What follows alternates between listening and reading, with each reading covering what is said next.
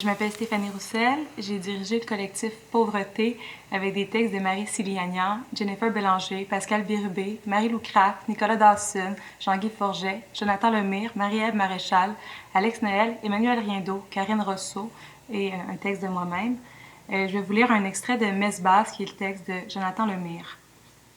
Un corps brûle dans les marges, nuitamment. Un corps parle dans la langue des murs. Un corps au supplice, cache en lui la parade sauvage des hommes en lui. Un corps sans autre représentation que celle du feu et des tremblements, comme la première fois d'un sacre dans sa propre bouche. Un corps se saigne aux 4 veines, car il n'aime pas ses enfants pour la vie, mais contre la mort. Un corps mime, la seule prière qu'il connaît, à l'envers de ses muscles s'épuise à mettre sa voix en lieu sûr. Existe-t-il un corps qui soit autre chose que ce palimpseste de violence à vomir? Mais pour moi, en fait, ça devait nécessairement être un projet collectif. On dirait que le livre est venu comme une nécessité d'être porté par plusieurs voix. Je trouve que d'habitude, on a le droit à une vision unifiante de c'est quoi la pauvreté, comme s'il y aurait une seule classe ouvrière, une seule façon d'être assistée sociale, une seule façon d'être pauvre dans différents contextes. Puis aussi, j'ai souvent l'impression qu'il y a une division des luttes entre, une lutte qui serait contre la pauvreté, une lutte des classes, puis toutes les autres luttes sociales, les luttes identitaires, les luttes LGBTQ, les luttes antiracistes.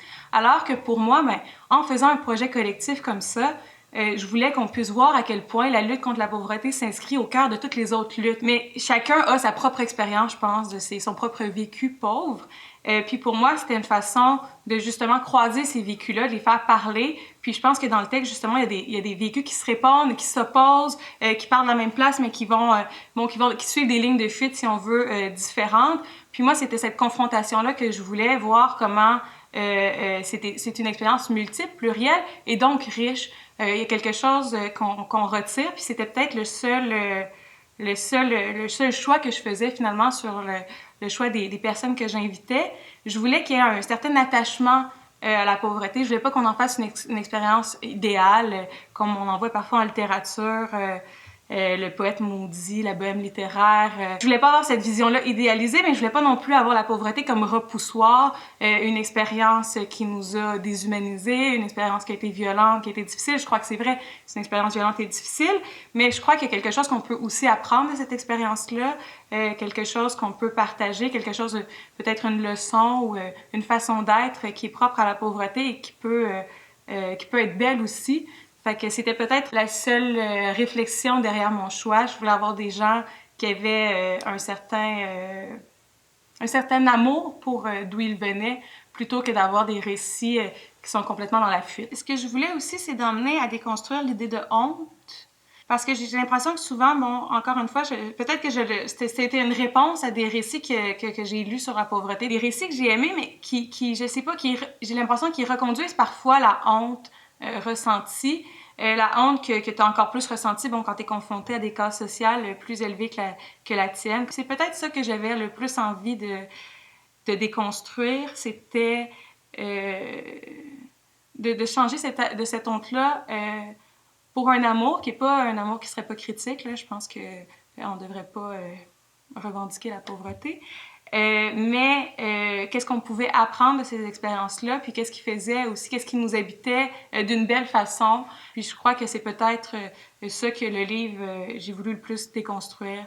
C'était cette idée-là de honte. Mais je pense qu'il y a il y a un rêve qui est aussi un paradoxe dans ce livre-là. J'aimerais qu'on donne plus souvent la parole aux gens pauvres. Je trouve que c'est une expérience pour laquelle on va rarement voir les personnes concernées parce que on leur suppose un manque d'éducation, un manque de ressources, différents facteurs qui fait en sorte qu'on va rarement leur demander de parler de leur expérience, de proposer des solutions, de proposer différents discours sur d'où ils viennent.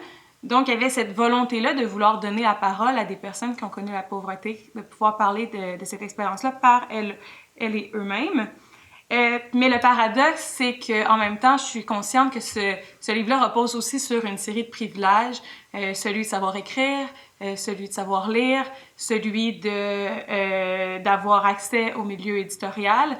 Donc, je crois aussi que cette tension-là qui était, bon, insurmontable, là, quand on fait un... Ben, peut-être pas insurmontable, j'aurais pu aller voir l'atelier des lettres, par exemple, pour... je sais qu'ils font des ateliers d'écriture, donc c'est pas vrai que c'est un choix aussi. Là, j'ai été vers des corps qui étaient plus des corps de transfuge de classe plutôt que des corps qui ont une expérience linéaire, bon, de leurs conditions, si on veut.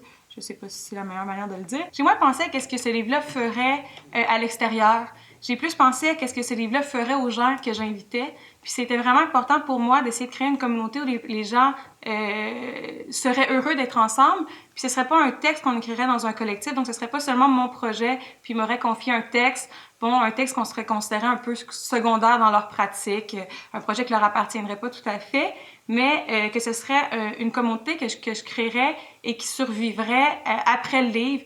Je pense qu'une des choses que j'espère le plus, en fait, de ce livre-là, c'est que les personnes qui ont écrit dedans trouvent écho dans les textes des autres. Puis je pense que c'est la chose que j'ai le plus hâte, c'est qu'ils sortent et que les auteurs-autrices se lisent entre elles, eux. Et puis je pense que je leur dis tout le temps, j'ai hâte que le livre sorte et que tu lises les autres textes. Je pense que c'est la chose que je leur dis le plus souvent, j'ai hâte que tu lises les autres textes. Et j'ai aimé tous les textes. Je pense que c'est rare d'avoir un projet collectif dans lequel justement il y a cet ensemble-là, dans lequel il y a une résonance. Puis je pense que c'était ça, en faisant ce livre-là, que je voulais faire se rencontrer des gens, faire se croiser des vécus. Puis pour moi, c'est suffisant.